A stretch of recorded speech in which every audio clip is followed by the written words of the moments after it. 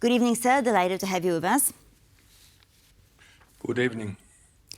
So let me start with one of the reactions to this post on the Russian Defense Ministry's website. Russia's actions are seen as a deliberate, targeted provocation to intimidate neighboring countries and their societies. This comes from Lithuania's Foreign Ministry. It's a quote from Political. So do you agree with that statement? And how shall we understand what has happened? Well, here in Finland, the standpoint has been that we want more information and before making any conclusions, final conclusions. And I think that that's the best way to approach the whole issue is to calm down and to try to really find that information and to purpose of that kind of document. What does it really mean?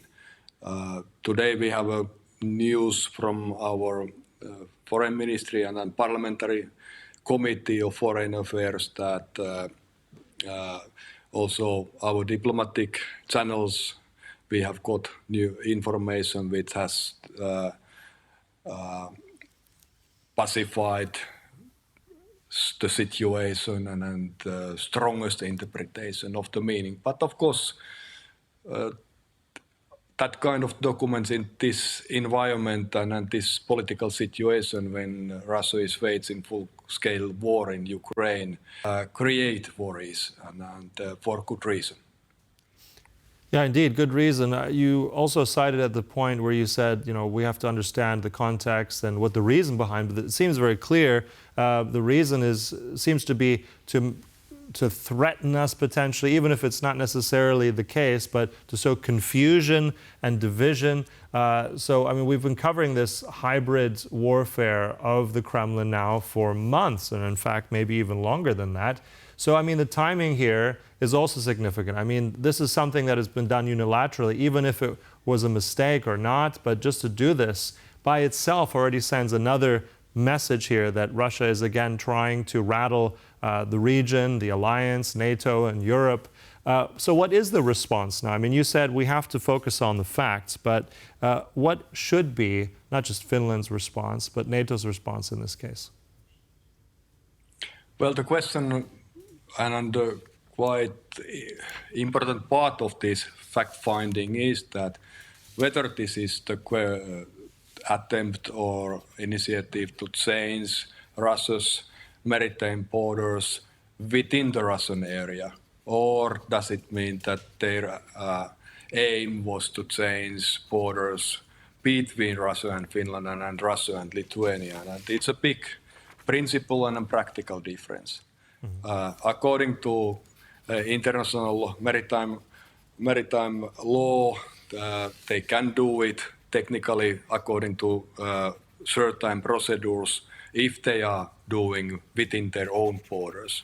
It's more or less, like has been said, technical issue. But if the question is another issue that they try to change the state borders between states, it's a totally different thing. And now the last and latest information what we have got in Finland, also from diplomatic channels, has been that it has been the first one, so that there is not that kind of alarming issue anymore.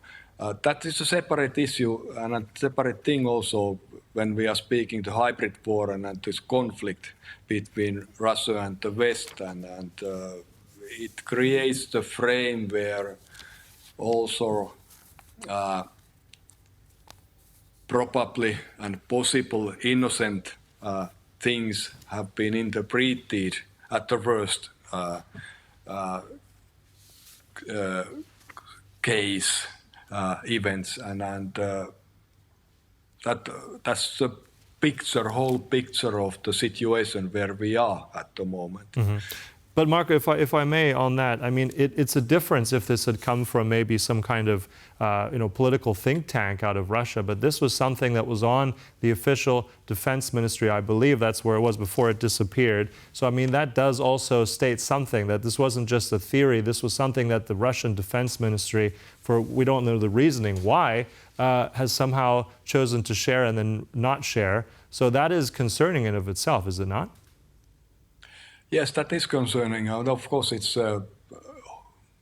without the source, the Minister of Defense, we probably would not pay that kind of attention to the whole issue.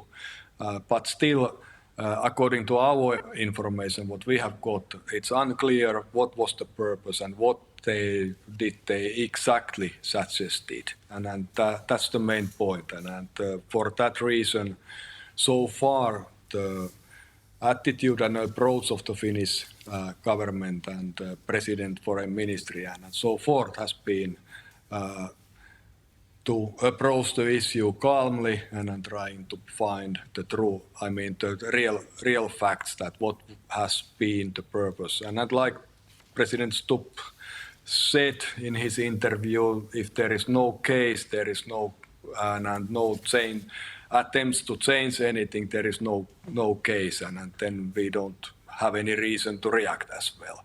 But on the other way, if there was a case and if there is some attempts, then of course we can also interpret this as a hybrid operation, and there are many reasons why we can do it. So then there is a reason to consider also counter reactions, how to react. In any case, if it was the hybrid operation to second to, stability and feeling of security, Russia has already succeeded. The whole media has spoken the whole day about the issue, and people have been concerned.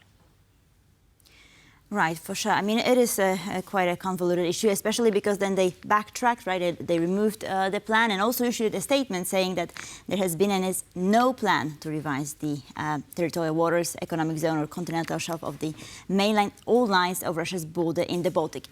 In any case, all of the press agencies that are associated, the Russian press agencies, have published that. So perhaps they were testing the waters. I mean, we can only speculate, right? But let me ask you about Russia's territorial ambitions, because, I mean, we see all these different moves. We saw what happened in 2008 in Georgia, then, of course, the case of Ukraine, but also places such as Arctic. What can we expect from Russia on that front? If we are speaking about Arctic, Russia has, in military means, their upper hand, and they have prepared already long time and many years their military capacity on the area. As we all know, the Arctic is strategically important area there because of the Northern Sea route and as well the natural resources, optional possibility to start to utilize them and so forth. And we see also that the NATO and the United States has put more efforts to project its power on that area. So the Arctic is at the moment so-called more or less hotspot between Russia and the West. Mm-hmm. Certainly, because of the resources, right, and everything. Research, and a good point there with the Arctic as well, but also I think collectively here, even if the statement was rescinded, it was made, and as our guest has said here as well, I mean, already the media has reacted to it, there have been statements, but it still cannot be dismissed, and I think everything else that's been going on also in the Baltic Sea as well. Once again, one of those flashpoints we need to pay attention to. Look, we'll wrap it up there. Thank you so much for that insight from Finland. Our guest was Markku Kangaspuro. Really appreciate your time. Thank you, sir. Thank you.